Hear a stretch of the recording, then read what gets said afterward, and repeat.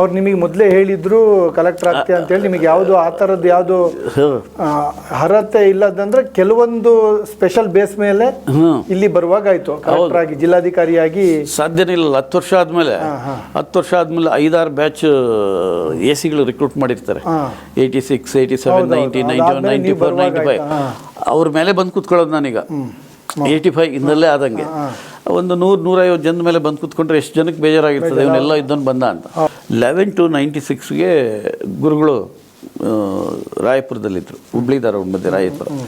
ಅಲ್ಲಿ ಹೋಗಿ ಅಪ್ಪ ನಿಮಗೆ ವಿಶೇಷ ಪ್ರೇರಣೆ ಅವ್ರ ಕಡೆಯಿಂದ ಪೂರ್ತಿ ಇದೆಲ್ಲ ಅವ್ರ ಕಡೆಯಿಂದ ಅಂದ್ರೆ ಈಗ ನೀವು 18,000 ಎಲ್ಲ ಗುರುಗಳ ಆಶೀರ್ವಾದ ಅಂದ್ರೆ ಮಾಡ್ಲಿಕ್ಕೆ ಸಾಧ್ಯ ಆಗಿದ್ದು ಎಲ್ಲ ಅಸಾಧ್ಯ ಆಗಿದ್ದು ಸಾಧ್ಯ ಆಗ್ತದೆ. 20 ವರ್ಷದ ಹಿಂದೆ ಹೇಳಿದ್ರು, ಅದರಂತೆ ನೀವು ಜಿಲ್ಲಾಧಿಕಾರಿಗಳಾಗಿದ್ರಿ. ಸೊ ಅವರ ನೆರಳಿನಲ್ಲಿ ನೀವು ಇದ್ದಿದ್ರಿಂದ ಈ ಪ್ರಾಮಾಣಿಕ ಮತ್ತೆ ಪಾರದರ್ಶಕತೆ ನಿಮಗೆ ಸುಲಭವಾಗಿ ಬಂತು. ನನಗೆ ನೀವು ಹೇಳಿದ ಪುತ್ರ ಎಲ್ಲ ಹೇಳ್ತೀನಿ. ಹಂಗೆ ಹೇಳಿ ಆದಮೇಲೆ ನೋಡೋ ಶಂಕರ್, ನಾಳೆ ಹೋಗ್ತಾ ಇದ್ದೀನಿ ನಾನು. ಇದು ನಾಳೆ 11 to 96 ನಾಳೆ ಹೋಗ್ತಾ ಇದ್ದೀನಿ. 20 ವರ್ಷಗಳ ನಂತರ ನೀನು ಬೆಂಗಳೂರು ಕಲೆಕ್ಟರ್ ಆಗಿ ಆಶ್ರಮದ ಜವಾಬ್ದಾರಿ ಬರ್ತದೆ ನಿನಗೆ. ಅವ್ರು ಹೇಳುವಂಥದ್ದು ನೀವು DC ಕಲೆಕ್ಟರ್ ಆಗ್ತೀರಾ ಅಂತೇಳಿ ಆಶ್ರಮದ ಜವಾಬ್ದಾರಿ, ಆಮೇಲೆ ಆಶ್ರಮದ ಜವಾಬ್ದಾರಿ ಬಂತಾರೆ. ಅದರಂತೆ ಆಶ್ರಮ ಜವಾಬ್ದಾರಿ ಬರುತ್ತೆ ಸರ್ ನಿಮಗೆ? ನೋಡಿ ಹೇಳ್ತೀನಿ, ಇದೆಲ್ಲ ಆಯಿತು.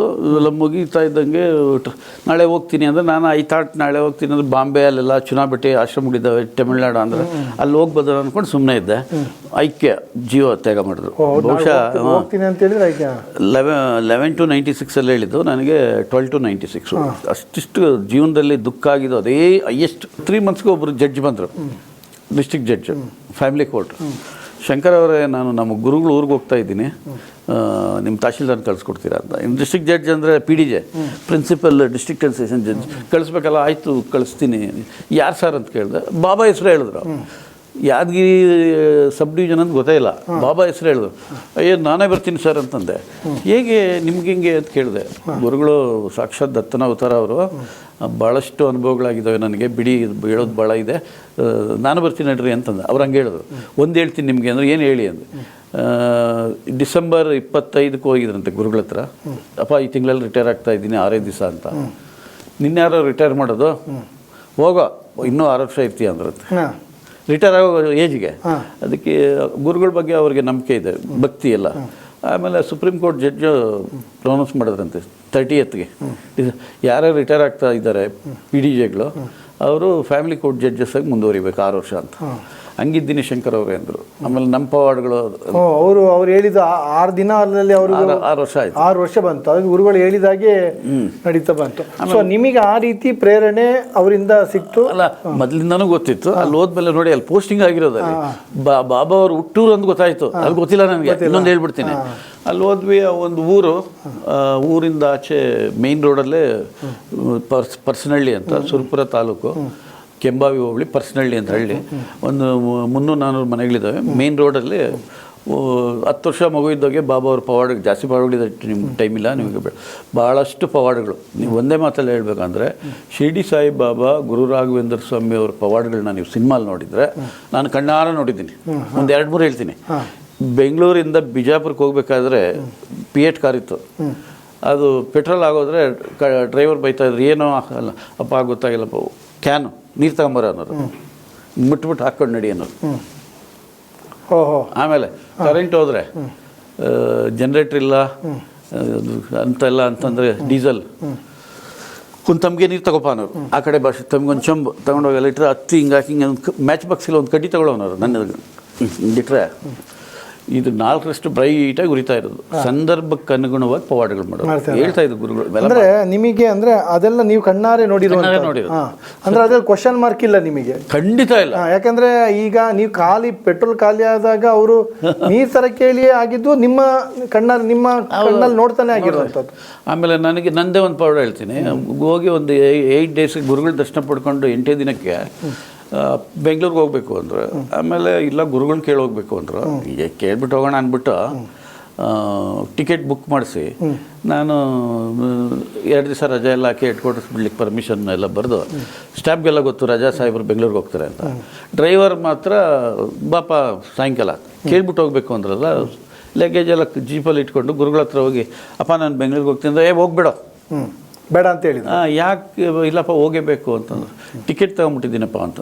ಆ ಕಿಂಗ್ ಡೇವಿಡ್ ಬಸ್ಸು ಇದು 2 ಟಿಕೆಟ್ ತೊಗೊಳ್ಳೋಣ, 140 ರೂಪಾಯಿ ಒಂದೊಂದು, ಅದು ಪಕ್ಕ ಕಂಫರ್ಟಬಲ್ ಆಗಿ ಹೋಗೋಣ ಅಂತ. ಎಷ್ಟೋ ರೊಕ್ಕ ಅಂದರು, 280 ರೂಪಾಯಿ ಬಾಬಾ ಅಂದ್ರೆ. ಎದುರುಗಡೆ ದಿವಾನ ಇರ್ತದಲ್ಲ, ತಗೊಳ ಎಷ್ಟು ಬೇಕು ಹೋಗ್ಬೇಡ ಅಂತ. ಎಲ್ಲ 500 ಕಟ್ಟಿಗಳು ಪೂರ್ತಿ. ಐ ಥಾಟ್ ಯಾರಾದ್ರೂ ಕೊಟ್ಟಿರೋದನ್ನ ಇಟ್ಕೊಂಡಿರ್ಬೋದಾ ಅಂತ ಹೊಸದ್ರಲ್ಲೇ. ಸರ್ ನಾನು ಹೇಳುದು, ನಮ್ಮ ಭಾರತೀಯ ಸಂಸ್ಕೃತಿಯಲ್ಲಿ ಎಂತೆಂಥ ಸಂತರು ಅಜ್ಞಾತವಾಗಿ ಇದ್ದಾರೆ ಅಂತ ಹೇಳುದು. ಈಗ ಬೇರೆಯವರು ಪವಾಡಗಳನ್ನು ಕೇಳಿಕೊಂಡು ಇರೋದು ಒಂದು ಬೇರೆ, ಈಗ ನೀವೇ ನೋಡಿರುವಂಥದ್ದು, ಕಣ್ಣಾರ ನೋಡಿರೋದು ನನಗೆ ಆಗಿರೋದು. ಆಮೇಲೆ ನಾನು ದುಡ್ಡು ತಗೊಳಕ್ಕೆ ಹೋಗ್ಬೇಡ ಅಂದರು. ಸರಿ, ಡ್ರೈವರ್ಗೆ ಮನೆ ಹತ್ರ ಬಿಟ್ಬಿಡಪ್ಪ, ಹೋಗೋದು ಬೇಡ ಅಂದೆ. ಬೆಳಗ್ಗೆ ನಮ್ಮ ಮನೆಗೆ 10 ಫೋನ್ ಕಾಲ್ ಬಂದಿದೆ. ನನ್ನ ವೈಫ್ ಬೆಂಗಳೂರಲ್ಲಿ ಕೇಳಿ, ನಮ್ಮ 10 ಟೆಲಿಫೋನ್ ಕಾಲು. ಆಮೇಲೆ ನಮ್ಮ ಮನೆಯವರೇ ಫೋನ್ ಮಾಡಿ, ಏನ್ರಿ 10 ಜನ ಫೋನ್ ಮಾಡ್ತಾರೆ, ಸಾಹೇಬ್ರು ಬಂದರ ಅಂತ. ಸಾಹೇಬ್ರು ಇಲ್ಲ ಅಂತಂದ್ರೆ, ಹೌದಾ ಮೇಡಮ್, ಸಾಹೇಬ್ರು ಬಂದ್ರ, 10 ಜನ. ಆಮೇಲೆ ಅದೇ ನಾನು ಬೆಂಗಳೂರು ಬರ್ತೀನಿ ಅಂದಿದ್ದೆ, ಬಹುಶಃ ಅದಕ್ಕೆ ಮಾಡಿರ್ಬೇಕು ಬಿಡೆ ಅಂತಂದೆ. ಆಮೇಲೆ ಇನ್ನೇನು 9 ಗಂಟೆಗೆ ಎದ್ದು ಕೆಳಗಡೆ ಇಳಿದು ಹೋಗೋಣ ಅಂತ ಆಫೀಸ್ ಕಡೆ ಹೋಗ್ತಾ ಇದ್ದೀನಿ. ಮೇಲೆ ಮನೆ ಇತ್ತು, 3 ಅಂಬಾಸಿಡರ್ ಕಾರ್ ನಿಂತಿದೆ. ಅಯ್ಯೋ ಸಾಹೇಬ್ರು ಅಂದರು. ಏನ್ರಯ್ಯ 10 ಜನ 10 ಕಾಲ್ ಮಾಡಿದ್ರಂತೆ, ಯಾಕಪ್ಪ ಎಂಥದ್ದು, ಏನು ಅರ್ಜೆಂಟ್ ಏನಿತ್ತು, ಆಫೀಸ್ದು ಏನು ಕೆಲಸ, ರಜದಲ್ಲೆಲ್ಲ ಯಾಕೆ ಮಾಡ್ತೀರ? ಸರ್ ಇಲ್ಲ ಸರ್, ದಯವಿಟ್ಟು ತಪ್ಪು ತಿಳ್ಕೊಬೇಡಿ ಸರ್, ಪೇಪರ್ ನೋಡಿ ಸರ್, ಆ ಬಸ್ಸು ಆಕ್ಸಿಡೆಂಟ್ ಆಗಿದೆ, ಅದರಲ್ಲಿರೋರು 5 ಜನ ಸತ್ತಿದ್ದಾರೆ, ಪೇಪರಲ್ಲಿ ಬಂದಿದೆ, ಅದನ್ನ ನೋಡ್ಬಿಟ್ಟು ನೀವು ಆ ಬಸ್ಸಲ್ಲಿ ಹೋಗಿರ್ತೀರಾ ಅಂತ. ಆ ಬಸ್ಸಲ್ಲಿ ತಾನೇ ನಿಮ್ಮ ಟಿಕೆಟ್. ಅವರು ಬಾಬಾ ಅವ್ರು ಹಿಂದಿನ ದಿವಸನೇ ಬೇಡ ಅಂತ ಹೇಳಿದ್ದಾರೆ, ರಾತ್ರಿ ಬೇಡ ಅಂತ ಹೇಳಿರೋದು. ಸೊ ನೀವು ಅದೇ ಬಸ್ಗೆ ಹೋಗೋಕೆ ನಾನು ಸರ್, ನೀವು ಆ ಗರಡಿಯಲ್ಲಿ ಬೆಳ್ಕೊಂಡು ಬಂದಿದ್ರಿಂದ ನನಗೆ ಅನಿಸ್ತಾ ಇದೆ ಸರ್, ನೀವು ಇಷ್ಟೆಲ್ಲ ಮಾಡಲಿಕ್ಕೆ ಸಾಧ್ಯ ಆಯಿತು ಅಂತೇಳಿ. 100%. ಯಾಕಂದರೆ ಒಂದು ದುಡ್ಡು ತಗೊಳ್ದಲೆ ಒಂದು ಜನರನ್ನು ಒಂದು ಇಷ್ಟು ಲಕ್ಷ ನಿಮಗೆ ದುಡ್ಡು ಮಾಡೋದಿದ್ರೆ ಕೋಟ್ಯಾಂತರ ರೂಪಾಯಿ ದುಡ್ಡು ಮಾಡ್ಬೋದಿತ್ತು. ಮನಸ್ಸು ತೃಪ್ತಿ ಹೆಂಗಿರ್ತದೆ, ಮಾಡ್ಬೋದಿತ್ತು. ಯಾಕಂದ್ರೆ 6 ಲಕ್ಷ ಕೋಟಿ ಉಳಿಸುವಾಗ ನಿಮಗೆ 1,000 ಕೋಟಿ ಆರಾಮ್ಸೆ ಆ ಬಗ್ಗೆ ಯೋಚನೆ ಮಾಡ್ಬೋದು, ಗುರುಗಳ ದರ್ಶನ ಪಡೆದ ಮೇಲೆ. ಸೊ ಹಿಂಗೆಲ್ಲ ಆದಮೇಲೆ ನೋಡಿ ಸರ್, ನಮ್ಮ ಭಾರತೀಯರಲ್ಲಿ ಎಲ್ಲರಿಗೊಂದು ಇನ್ಸ್ಪಿರೇಷನ್. ಈಗ ಶಿವಾಜಿ ಮಹಾರಾಜರಿಗೆ ಸಮರ್ಥ ರಾಮದಾಸರ ಇನ್ಸ್ಪಿರೇಷನ್ ಅವ್ರು ನೋಡಿ ಒಂದು ಕಟ್ಟಲಿಕ್ಕೆ ಸಾಧ್ಯ ಆಯಿತು. ಈಗ ವಿಜಯನಗರ ಸಾಮ್ರಾಜ್ಯದಲ್ಲಿ ವಿದ್ಯಾರಣ್ಯರು ಅಕ್ಕಬುಕ್ಕರಿಗೆ ಪ್ರೇರೇಪಣೆ ಕೊಟ್ಟು ಆ ರೀತಿ ಕೆಲಸ ಮಾಡಿಸ್ಕೊಂಡ್ರು. ನನಗನ್ಸೋದು ಸರ್, ಈಗ ಸದಾನಂದ ಮಹಾರಾಜರವರ ಒಂದು ವಿಶೇಷ ಪ್ರೇರಣೆ ಖಂಡಿತ ನಿಮಗೆ ಇದನ್ನೆಲ್ಲ ಮಾಡಲಿಕ್ಕೆ ಸಾಧ್ಯ ಆಯಿತು ಅಂತ ಹೇಳಿ 100ಕ್ಕೆ 100ರಷ್ಟು ನೋಡಿ. ಇಷ್ಟೆಲ್ಲ ಆದಮೇಲೆ ಅದಾದ್ರೂ ಕೂಡ ನನ್ನ ಬದಲೇ ಭಾಳ ಅನುಮಾನ ಪ್ರಾಣಿ. ಒಂದು 8 ದಿವಸಕ್ಕೆ ಹಿಂಗಾಗಿದ್ದು, ಗುರುಗಳ ಆಶೀರ್ವಾದ ಪಡ್ಕೊಂಡು ಗುರುಗಳ ಹತ್ರ, ಏನೋ ಬೈ ಆಕ್ಸಿಡೆಂಟಲ್ಲಿ ನನಗೆ ಏನೋ ಆಗಿರ್ಬೋದು ಬಿಡು ಅಂತ. ನಿಮಗಲ್ಲೂ ಸಂಶಯ ಒಂಥರ